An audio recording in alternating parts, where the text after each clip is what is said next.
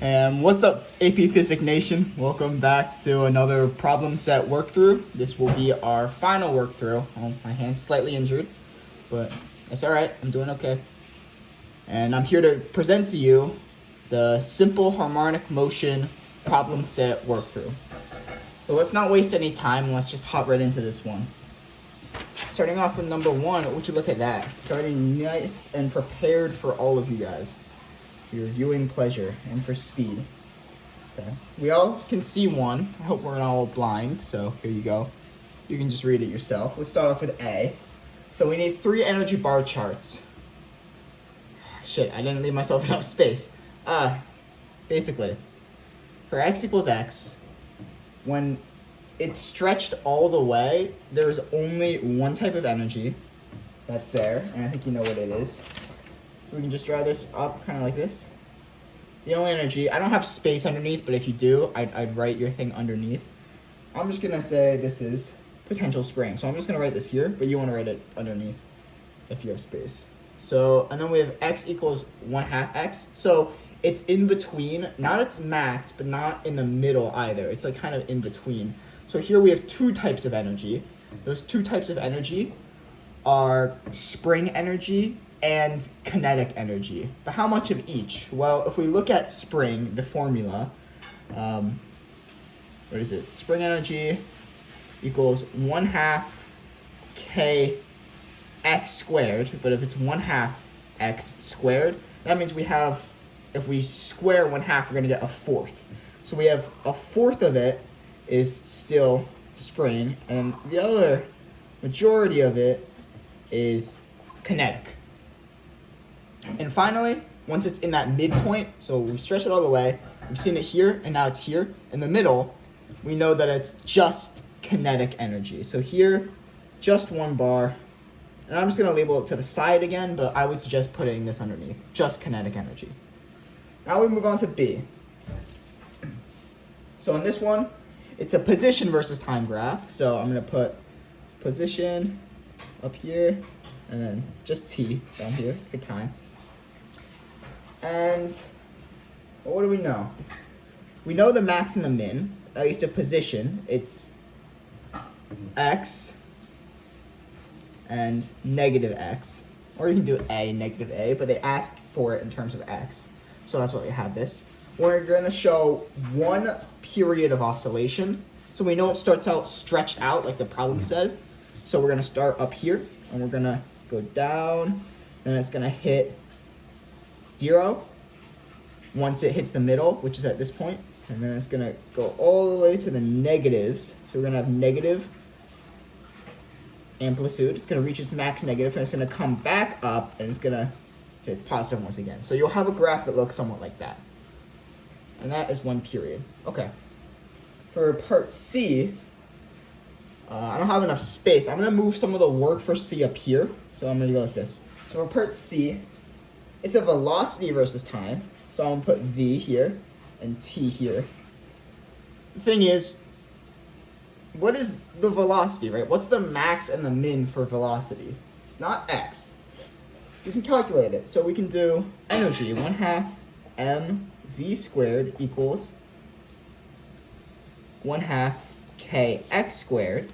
Cancel these guys out.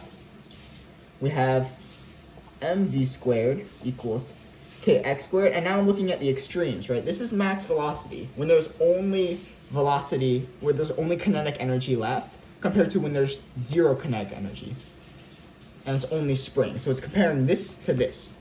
So this is V max here, because velocity is maxed at x equals 0 when there's only kinetic. So for this problem, we have here, now let's just solve for the velocity. So we'll just take it over, and we get velocity equals square root, because you have to root everything, of kx squared over m. Great, now you know your max and your min, so we're going to put it in here and here. Max is positive root kx squared over m. I'm really squeezing it so it doesn't look like it, but just know that this is just this basically. It's root kx squared over m. So here's negative root kx squared over m. And because it's velocity, it's going to look a bit different, right? Keep in mind, when we start, we have 0 velocity. So we're going to start here. And then when we start heading, we're heading backwards. So our velocity is actually going to go negative. It's going to hit a maximum negative point right here. It's going to go back up. And then, again, it passes through that when it hits on the other side. So it speeds up. Here's when it's at this point, x equals 0, where it's maxed in the negative. Reaches all the way to the other amplitude, becomes 0 again, and then comes back, and bam. So that's one period. And now we're back where we started, but we went through a period of oscillation. All right, so that's your velocity graph. Then for D, it asks for an acceleration versus time graph. Oh, that does not look like a T. Acceleration versus time graph. Okay, so in this case, we're gonna put a bit of work over here as well. We know net force equals ma, and we're trying to find the max for a, because what is the max for a? It's not x, and it's not root kx squared over m. But we know net force equals ma.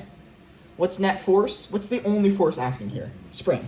Kx equals ma, or basically a equals kx over m. Okay, so now we know our maxes and mins. There's not enough space here, but just know kx over m is the one here, and then it's negative kx over m. So kx over m is the max, negative kx over m is the min for acceleration.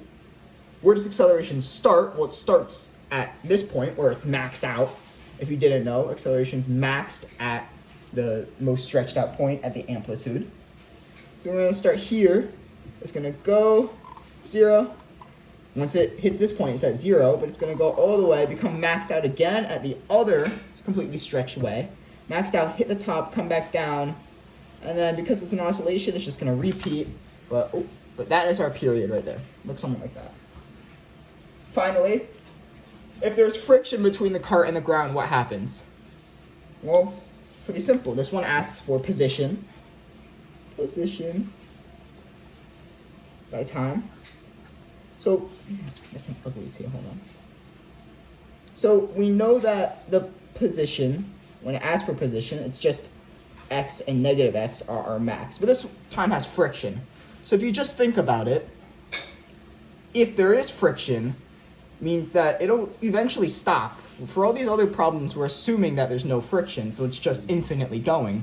But if there is friction, you're not going to go as far because you're losing energy to friction. So yes, you're going to probably, at first, you're going to end up at the, at here. You're going to start here, right? Because you're starting at the most stretched out point, but then you're going to go down. But because there's friction, you're not going to reach this point. No, you're just going to kind of get lower and smaller until you stop. So your graph's going to look something like this. You're going to start out big with the amplitude you're stretched to, but you're not going to reach the other amplitude because there's friction. You don't have enough energy to reach that point. And then as you keep going, you're going to lose more and more energy, so you're going to move less and less. Eventually, you're going to stop. All right, and that was pretty simple, and that's the entirety of question 1. So let's not waste any time, and let's hop right into question number 2. So, for question number 2, first, and again, here it is, but you can just pause the video and use your eyes to read. I won't bother reading it for you. So the two physical quantities, all right, for here, something important that you should know. This equation given to us, xt equals 0.17 cosine pi over 6t. It can be rewritten, and one of the equations that we do know is x, or I guess xt in this case, equals amplitude cosine frequency t. So if we know that, and our equation is xt equals 0.17 cosine pi over 6t, well, there's only two things that we know, and that's what's A. Well, A is amplitude. We know amplitude. And what's pi over 6? It's our frequency. So, yep, those are the two things we know, amplitude and frequency. So, that's just A, yeah. And we're going to move on to B. B asks to find V of t and A of t. Okay, so for this approach, I know we don't use calculus in this class, but calculus just makes it so much easier, and I don't feel like doing any other method. So we're just going to find the derivative of this function. If you don't know how to do that, it's okay. I don't think Wingram's that evil that he's going to make you do it on the test. I'm just going to show you the way to do it with calculus because it's simpler. So we have 0.17 cosine pi over 6t. What is the derivative of cosine? Because velocity is the derivative of position, if you didn't know. Derivative of cosine is negative sine, but there's a pi over 6, so you have to multiply. You have to find the derivative of pi over 6t, which is just pi over 6. And you take that and you multiply it, and you get, because of chain rule, you get negative 0.09 sine pi over 6 t. We do the same thing, take another derivative. Derivative of negative sine is negative cosine. Pi over 6 multiplied by negative 0.09, we get negative 0.05 cosine pi over 6 t. Great. Those are our two answers. Again, I used calculus to solve that, so if you didn't know what happened, that's okay. We're going to move on. So, for part C, we need to know x max. Well, what's x max?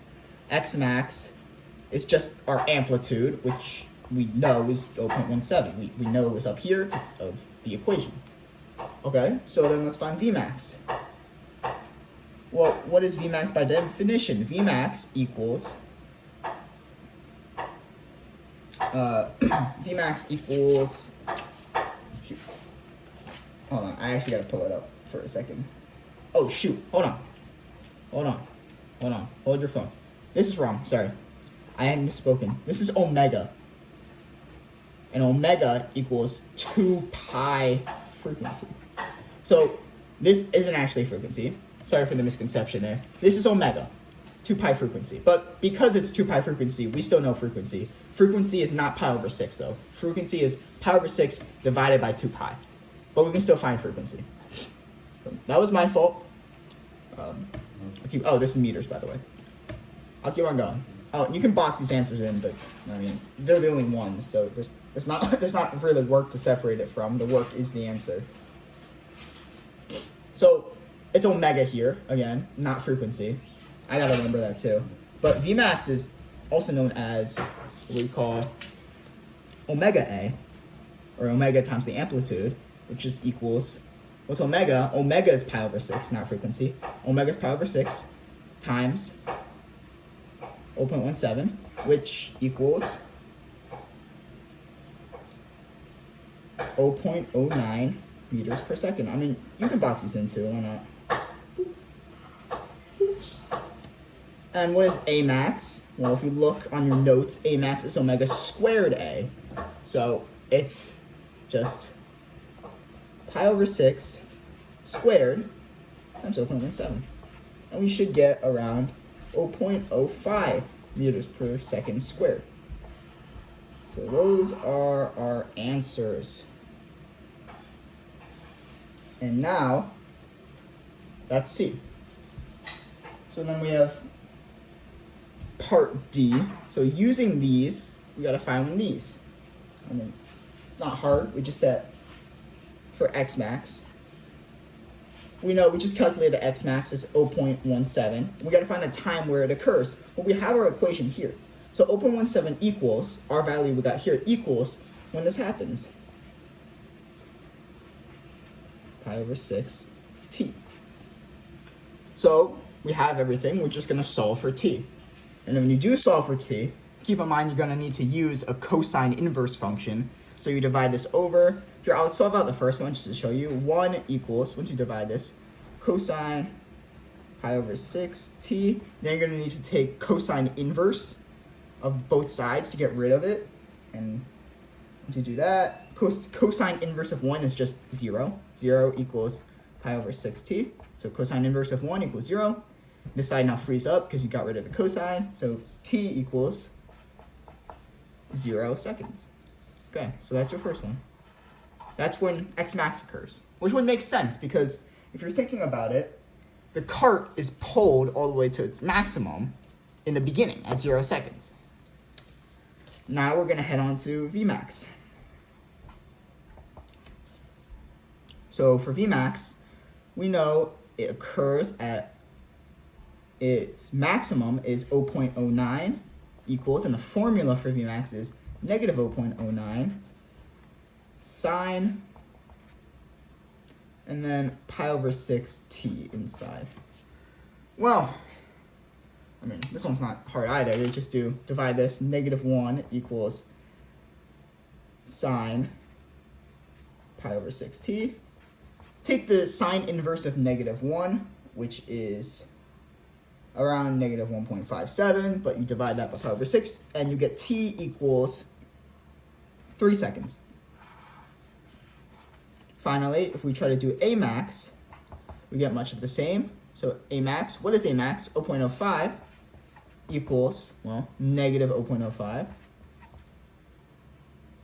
cosine pi over 6 t. Do everything I did, so you get negative 1 equals cosine pi over 6t because you divided this over, and you'll get an answer of about t equals 6 seconds. Great. Now, logically, this also makes sense. You can always check your answers using logic, if your logic isn't flawed, which I hope it isn't at this time of the year. So we know x max, I told you, occurs probably at the same time A max, right? Because it's a simple harmonic motion, it can occur at 0 or at the very end when x is maxed once again, just negatively. So if x max occurs at 0 seconds, which is when you just start, Vmax must occur in between, perfectly in between both x maxes or A max. So A max and x max occur at the same time, but since it's a simple harmonic motion, it can be at many periods. So every 6 seconds, you'll hit A max or x max, and in between, every other 3 seconds, so 3 seconds, 9 seconds, and 15 seconds, you'll hit Vmax because it's in between the two x maxes. So this answer makes sense for time. Okay, so then 2E straight up just asks, calculate x, v, and a for t equals 4 seconds. So you saw how we have these equations, x equals this, v equals this, a equals this.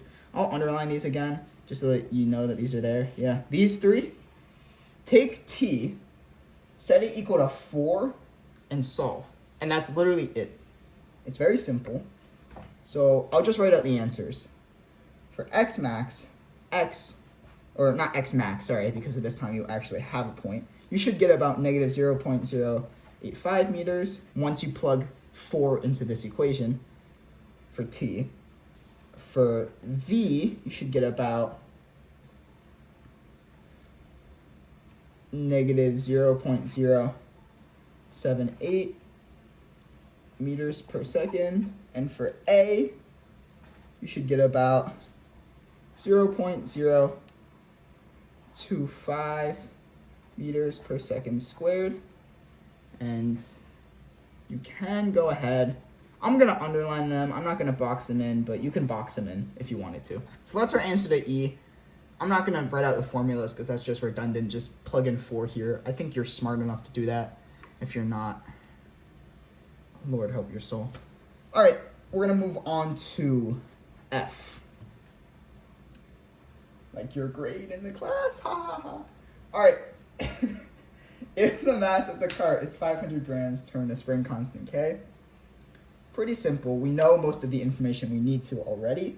So we know mass, it gives that to us, 500 grams. Make sure to convert it to kilograms. I cannot tell you how many times people have messed up the problem because they mess up the conversion. Mass equals 0.5 kg. 500 grams is half a kilogram. We know, I told you, 2 pi frequency equals pi over 6. And you're like, where did this come from? keep in mind omega equals 2 pi frequency, and in this case, omega was replaced by pi over 6. So we know that pi over 6, or omega, equals 2 pi frequency.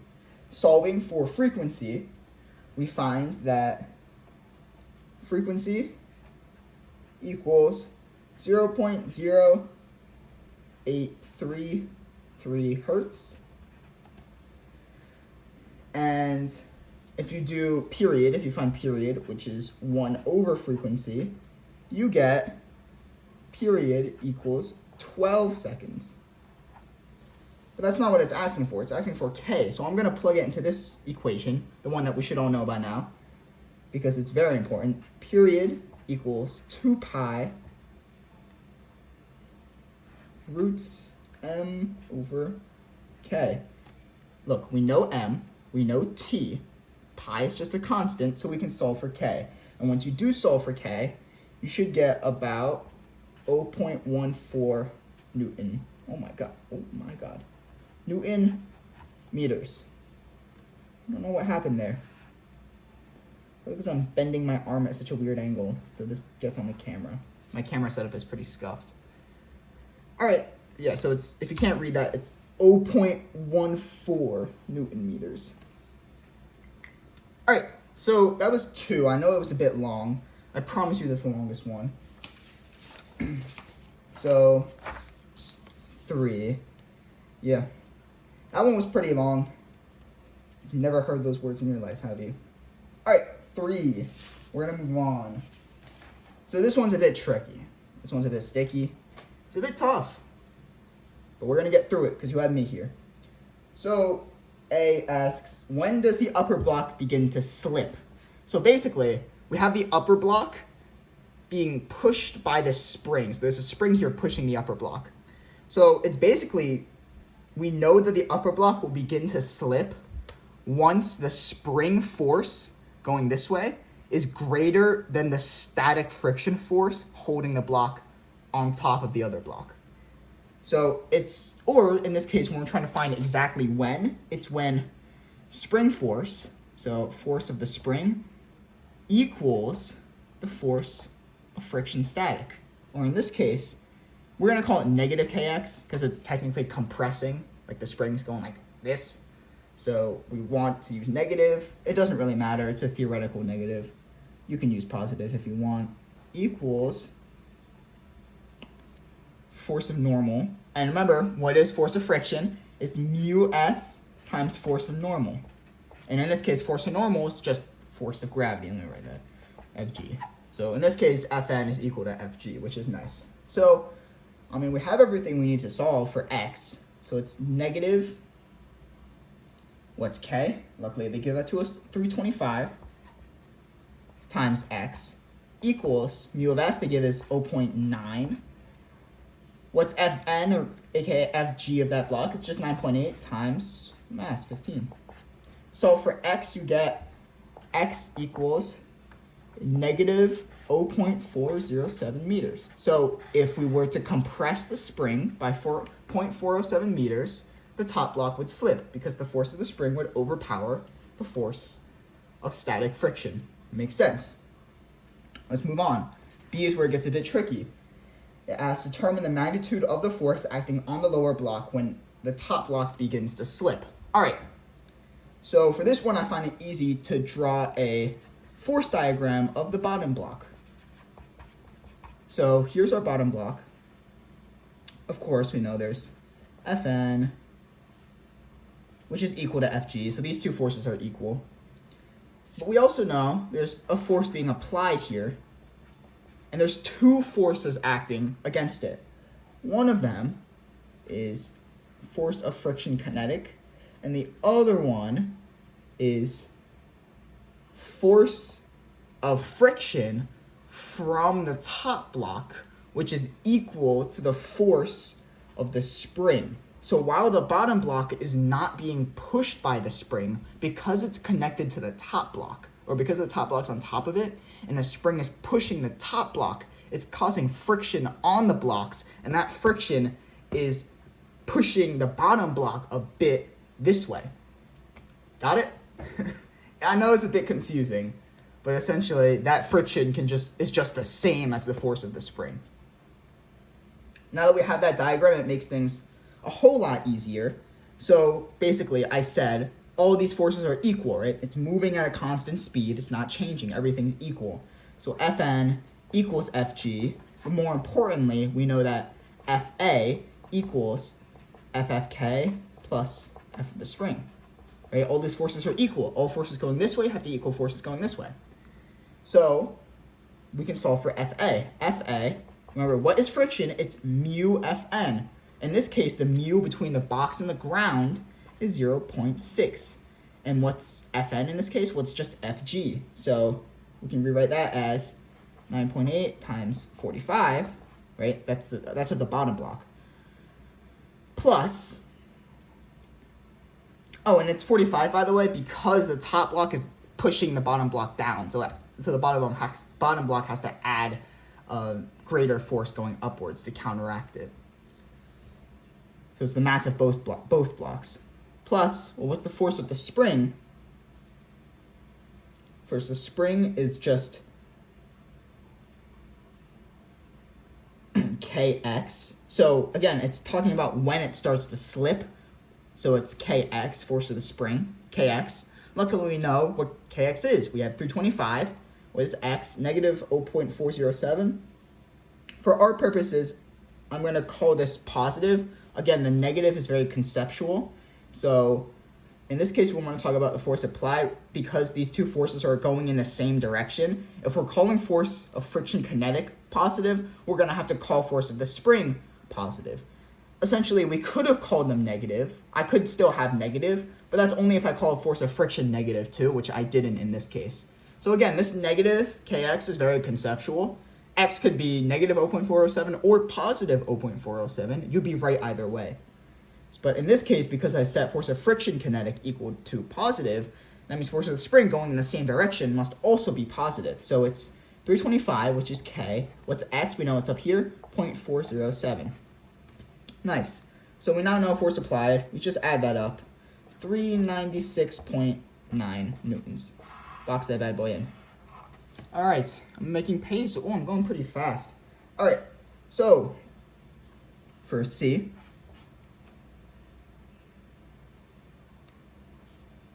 we know that the blocks are moved to a new friction on the surface, blah, blah, blah, same horsepower of motion. So now there's no friction. And it's asking for angular frequency. First, we need to find normal frequency.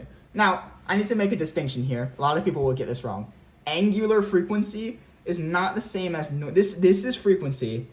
Omega is angular frequency. We are trying to find omega. What is omega? It's equal to 2 pi frequency. See, that's the difference. But we're going to find this first so we can find angular frequency. Got it? You guys should remember that. Angular frequency and frequency are not the same. This is angular frequency, omega. That's normal frequency.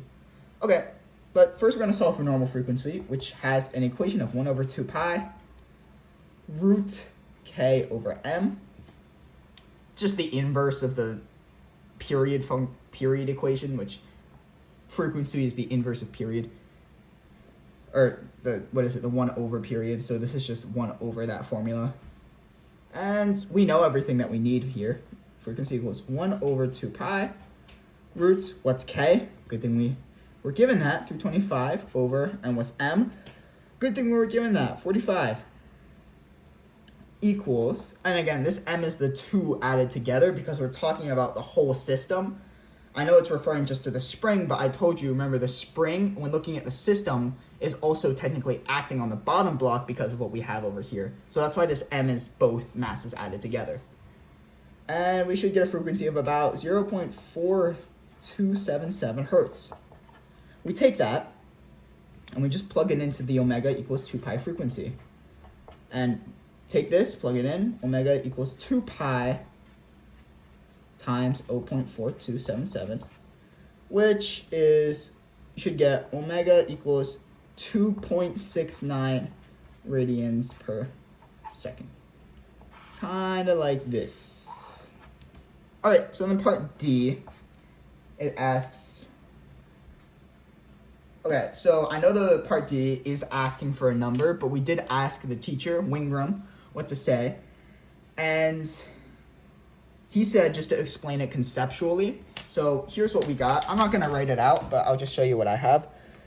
So I said the top block would slip if the spring force exceeded the frictional force between the blocks, which I kind of explained, remember, in the first problem. If the spring force exceeds the frictional force, the block's going to slip. So that's what I wrote here. Spring force exceeded the frictional force between the blocks, which would occur. When does this occur? Well, we already solved it here. If the amplitude was 0.407 or negative 0.407, again, conceptual negative, you can have it, you don't have to, meters or greater. So that's your answer there. All right, and that's already halfway. I think that's a record, halfway in 30 minutes. What? I've never heard of that before. All right, I'm going to grab a water real quick. When I'm back, I'll do the most awaited part of the video, the shout-outs.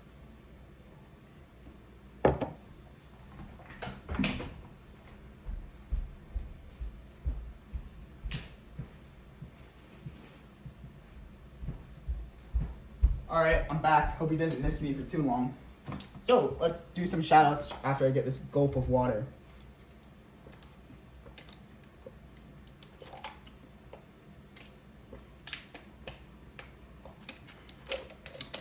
Alrighty. First off, this is a team shout-out. Shout-out to Ingram Sigma Wolves. It's such a stupid name, bro. Ingram Sigma Wolves. No, it's a good name. It's a cool name. Shout out to you guys, your Water Wars team. Hopefully you guys win something. Bring some honor to our physics classroom, specifically the GOAT, Mr. Ingram. On that topic, shout out to Mr. Ingram. I know he's probably watching this video. Hi, Mr. Ingram. Shout out to, let me think here. First of all, James. Of course, James, always helping me with the problem set. Kristen, too, if she's watching, always helping me check answers, making sure that I'm not going insane. And of course, James is always there too, making sure that I'm keeping my sanity, which I didn't do last time, but I'm doing better today. Next, shout out to, of course, Ahmed. Hopefully you have fun in Dubai. I don't know when you're going to see this video, but I hope you had fun. Hope you climbed the Burj Khalifa all the way. Hope you just did a ton of fun stuff there. Hope you made some good memories. Also, shout out to Muhammad. Of course, Muhammad's always a fun guy to hang around. He'll always make you laugh, definitely. Speaking of guys who will always make you laugh, shout out to Alex Kazi, of course. Beta. I know we're not in the same gym class anymore, but still, shout out to you, man. And of course, you can't mention Kazi without mentioning David, so shout out to David. David's always there, you know, he's always working hard. Him and Kazi have to be separated if they're gonna get any work done, which kind of makes sense. I don't know if that means that they're good friends or they just hate each other or a mix of both. But shout out to both of them. They're inseparable, but probably better if they were separated. Next, shout out to Ryan Jacobs. I already said this before, future president of my club. You know, he's always working hard. You got to get that grade up, Ryan. Come on now. You're a junior now. You can't be slacking. Same with David. You guys got to get that grade up, you know. Everyone else that I'm shouting out, mostly seniors. Y'all don't have to worry anymore. We're in college. But for you two, you guys really got to lock in for this test. Also, shout out to Evan. Slim chickens. First it was easy pickings. Then it was slim pickings. Now it's slim chickens. Shout out to you. You beautiful man. I will subscribe to your OnlyFans if you get one. I told you that already. All right. Moving on from that, shout out to Steven. Steve, if you're watching this video, congrats on tennis and everything you're doing there. You're hitting really well. You've improved a lot since last year. So, shout out to you. Let me think. Am I missing anyone? Yes, I'm missing a VIP, a very important person who watches these videos. The one who helped inspire the series. Shout out to Joseph, my boy. Shout out to Joseph. It's a good song that I like. It's by a band called AJR. It's called Joe. And it's talking about how they'll never be as cool as Joe. And Joe, I hope one day I'm as cool as you. Alright, I think that's everyone. Let me run through my mind. Hopefully I didn't miss anyone. Shout out to Carson, of course. I don't know if you watch these videos, but if you do, shout out to you too. Love seeing you at the gym. I think that's most of everyone. Hopefully I didn't miss you. If I did miss you, that's tough. I don't know what to tell you. All right. we're gonna move on. Number 4. Yeah, I didn't miss anyone. All right. I don't think so. I bet if I missed you. All right. So for number 4, it's talking about a horizontal spring. Okay. Here's the problem. I won't read it to you. You can read, hopefully. I pray to God you can read. Yep. Let me get my workout so I actually know what I'm doing. All right. So from now on, I'm going to kind of grind these ones out. So I did this a really dumb way, but James showed me a really easy way to do this. For A, total mechanical energy is 9 joules. So, and we know at certain points, right? Remember back to number 1. At certain points, there's only kinetic and only potential spring. Both potential spring and kinetic are energy. So at a certain point, at the amplitude, there's only potential spring. So we can call 9 equal to mu s, right? Total energy is 9, total mechanical energy. And at one point, there's only spring energy when it's at the amplitude. So we can do 9 equals, what's mu s? 1/2.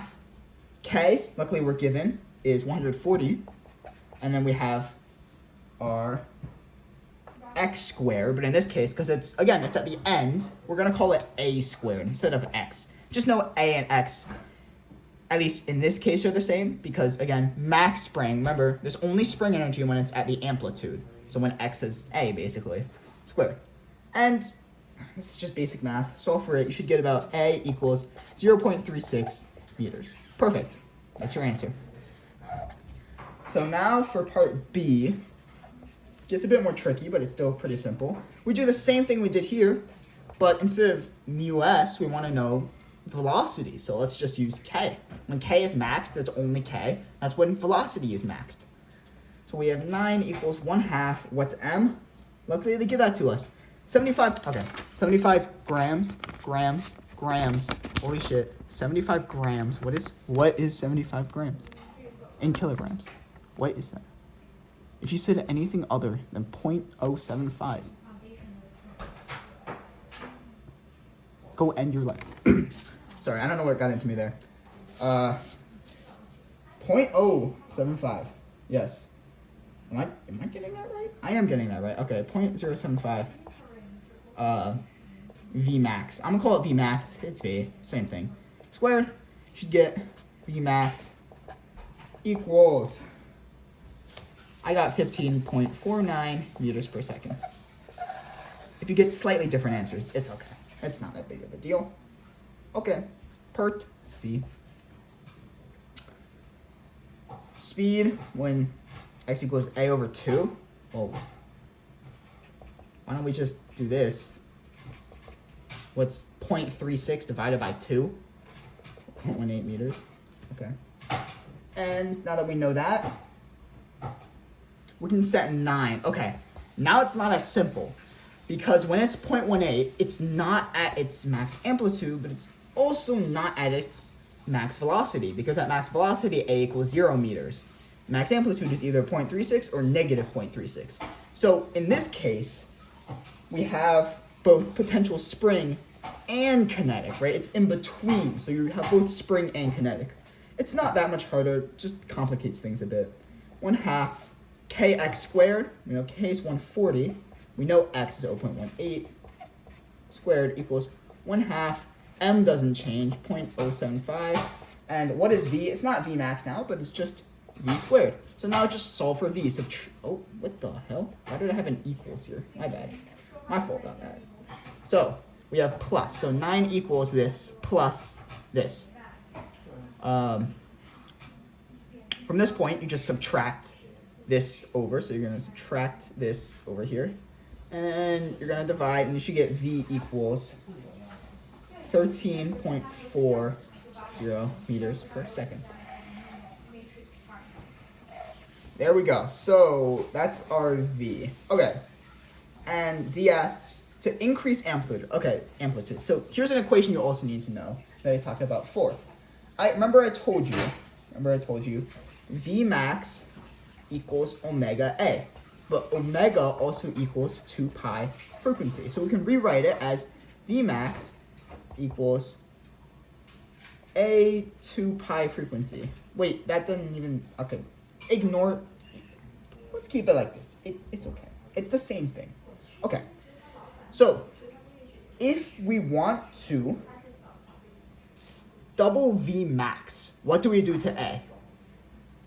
Actually, screw this. This complicates it. I don't know why I even did this. Ignore what I just said. I mean, it's true. This is all true, but it's not important for this problem. So V max, we want to double V max. How do we double V max?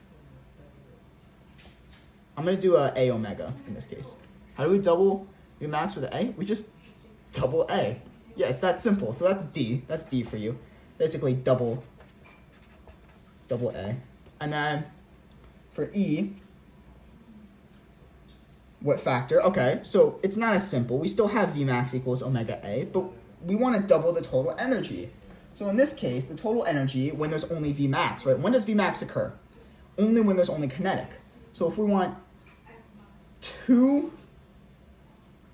KE, or total kinetic energy, equals 1/2 m V squared. Now here's the thing, because V is squared, in order to double KE, we can't just multiply it by 2, because that would make it 4. So instead, what squared equals 2? Root 2. So we have to multiply this, I didn't leave enough space, by root 2. So we have to multiply V max, in this case, by root 2. How do we do that from here? Well, it's just root 2 V max, right? We need root 2 V max. How do we do it? We multiply A by a factor of root 2. So, multiply A by root 2. And again, that's just because to double energy, we need to have V max increase by a factor of root 2, and the only way to do that is to have A increase by a factor of root 2 as well. Now, it does say write it out, explain your reasoning, so if you really want to see it, oh, here it is. D&E right there. Just read it. Write it down. Change the wording. Write it in your own way. But if you want to see it in words, this is how it'd be in words. Okay. So that's 4. I told you we're flying through these really, really quickly. My Band-Aid's coming off really, really quickly too. All right. Let's move on. 5. I feel like my camera's moved. The markers I set for the pages aren't working anymore. All right, but y'all don't care about that. Let's move on. 5. This one was exceedingly easy, which is nice, so you can take a short breath of relief. So, okay, actually not A. I lied. A is a bit complicated. So we know frequency of the pendulum on Mars is 39% smaller than it is on Earth. So we know the equation frequency equals 1 over 2 pi. I'm not sure if this is how you should do it. This is one that I wasn't sure on really how to do, but I came to this conclusion, and it's close enough to the answers everyone else got. So first I'm going to separate Earth. So we have Earth over here. Earth, there's 3 things we don't know. Or there's 2 things we don't know, frequency and length. But we do know gravity. So let's just say, for the purpose of our experiment, frequency is 1 hertz. We could set it to anything, but in this case, I'm going to set it to 1. 1 equals 1 over 2 pi, and point it over L. Solve for L in this case, and we get L. The theoretical L, this isn't actually L. Theoretical L is 0.25 meters. So theoretically, we have if frequency was 1, we have a length of 0.25 meters. So if we go to Mars, and we know that it's 39% smaller, now listen up. It says 39% smaller. It is not 0.39. Okay, 0.39 is not, it's not your answer. It's 39% smaller. If you have a 10% discount, you don't pay 10%, you dumbass. You pay 90%, okay? So if it's 39% smaller, it's 0.61, if we're talking about 1. Equals 1 over 2 pi. G, we don't know G. L, this is our theoretical L, 0.25, right? If Earth really is 1 hertz, then we know our L. Oh my god, what? Ignore that line. I don't know what that line is for. It's a love line. It's fine. Meh. Sad. Okay. I don't even know. Okay. It's just G over 0.25. Again, theoretical. So we can solve for G, and the gravity on Mars we should get is about 3.67 meters per second square, right? This is with the theoretical L, but this doesn't change. So James, I think, did it a different way. He got 3.65, which is 0.02 off. It's close enough. Okay. Now we're going to move on. Move on to B. So, for B, it asks us... Now we're given the period. So this L, ignore this L. This L is void now. That's the theoretical. Now we do know the period. We know the period is 1.2 seconds. Now we know the length. Now we're trying to find the length. Okay, 1.2 equals 1 over 2 pi. So we now actually know the period is 1.2 for Earth equals 1 over 2 pi. Remember, frequency. Oh, sorry. I'm going crazy. Hold on. Ignore this. Period equals 1.2. This is frequency. Period equals 2 pi root L over G, which is just 1 over this function, or frequency is 1 over this function, because frequency is 1 over period. If you didn't know, you should know this. Frequency is 1 over period. So, yeah, period's here, 1.2 seconds. See, I almost messed up. You got to stay vigilant out here. You got to stay locked in. Those 2 pi roots. We don't know L, but we sure know G. Now we can just solve for L. We know everything else. L, we should get us about 0.36 meters, which is your actual L, not your theoretical L. This is the actual L. Bam. All right. Now we're going to move on to C. For this one, it's going to dip back to a different unit. Do you remember this? Fg equals big G, big M, little m over r squared. Do you remember that equation? You should. The AP test is coming up soon. We can rewrite Fg. We can rewrite it as mg, little m, g equals big G, big M, little m over r squared. Cancel out little m's. So it's just G equals G M over r squared. GG. Lots of G's. So we're trying to find this. This is on Mars, right? We're trying to find this. What is big G is a constant. It's like pi. It's a constant. 2.7 times 10 to negative 11. So we get G equals 6.07 times 10 to the negative 11. What's the mass of Mars? We don't know. We're trying to find that. Times mass over. And what's the radius? They gave us that. 3.39 times 10 to the 6th. Okay, and don't forget about this squared. So many people forgot about this squared. It's r squared. You gotta have the squared. I know it's big numbers. They're still squaring them. Oh, we do know G. What am I talking? We're trying to find M. I don't know what we're talking about here. G is 3.67. It's what we calculated up here. Where is it? It's right here. Right here. So we took this and we brought it down here because this is on Mars. We know the gravity on Mars. We just calculated it. I don't know what I was blabbering on about. All right, 3.67 equals this. Solve for M. What do you get for M? 6.95 times 10 to the 23 kg. So that's what I got.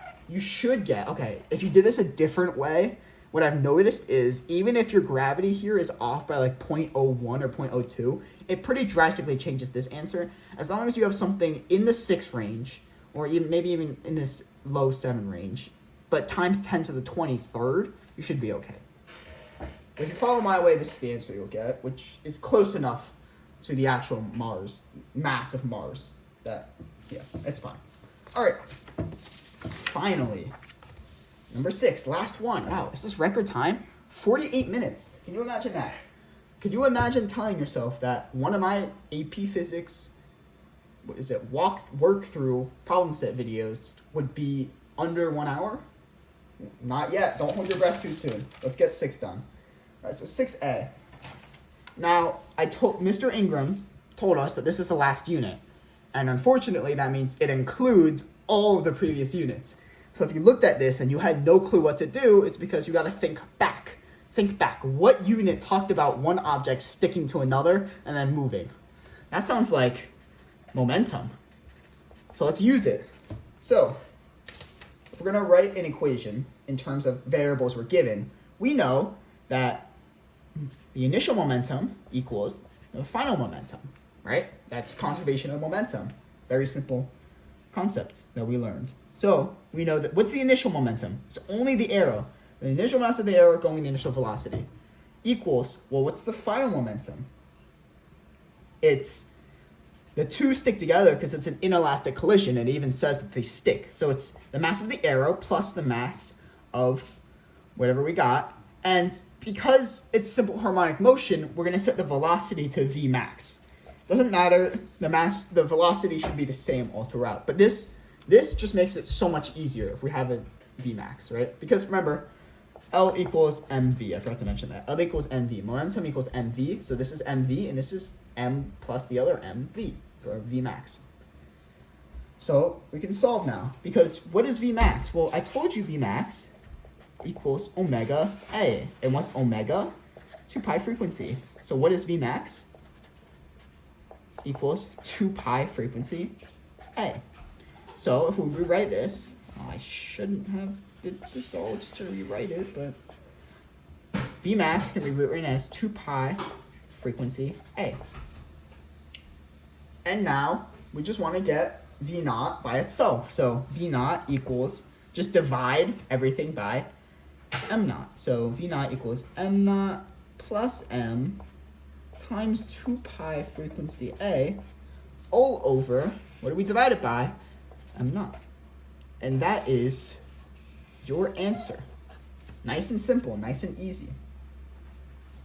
Part B, we just take what we have here and they just give us information. So if you can't do this, you're actually, I'm not gonna say it. I'm gonna choose kindness today. You are a special person. You are learning, and that's okay. And it's okay to be learning. Nah, just kidding. You're retarded. All right.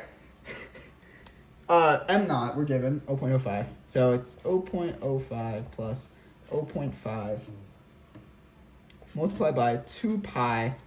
Frequency is 2. Amplitude is 0.2.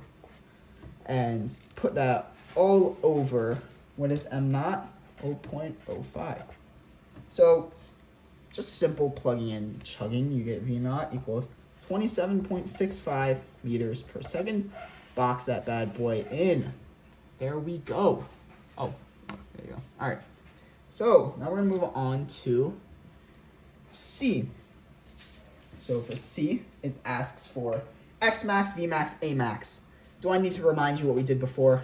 X max equals amplitude. What's the amplitude? They literally give it to us. 0.2 meters. Bam. What is V max? Omega A. We know what omega is. 2 pi frequency. A is literally right here in your face. What is that? Well, we know frequency, they give it to us. We know A, they give it to us. I don't think I need to plug anything in. I think you can deduce that. Common knowledge. We know, yeah, because we know this and we know this. All right, A max, omega squared A, so it's 2 pi frequency squared A. I don't think I need to plug the values in for you. I think you're smart enough to find it on your own. Let me just box this in, my bad. And what do you get for here? 31.58 meters per second squared. Yay. Alrighty. Finally, for D, determine the spring constant. Well, this goes back, all the way back to what I told you before. What is the equation for frequency? 1 over 2 pi times root k over m. And we know k, and we know, no, we don't know k. We're trying to find k. We know m, and we know frequency. So 2 equals 1 over 2 pi root k over 0.55. Remember this 0.55? It's because it's the two together. When they're in simple harmonic motion, it's both of them together. So this is where people can mess up. Well, the m is 0.55. It's just this plus this, right? Because they're traveling together in simple harmonic motion. And solve out, and you should get k equals 86.85 nm. Beautiful and lovely. Oh, that is it. Wow. All right, yeah, 54 minutes, a new record. Oh, there was one person I forgot to shout out, one very important person. Shannon, Wingram's new child. Shout out to Shannon. Beautiful baby. I hope you live a very happy, a very beautiful life, and I mean that from the bottom of my heart. I know I'm not the most wholesome person, but I hope Shannon, you live a great life, and it's wonderful, and it's everything you ever want. So to end on a good note, that is AP Physics, the last problem set ever. I still might upload on this channel. We'll see. I don't know, maybe in a few years, if you're still subscribed, you'll see some crazy ranting on this channel. I don't know. I don't know where life will take me. But that's it for me. I guess I'll see y'all later. Peace out, AP Physics. And I'll see you next time.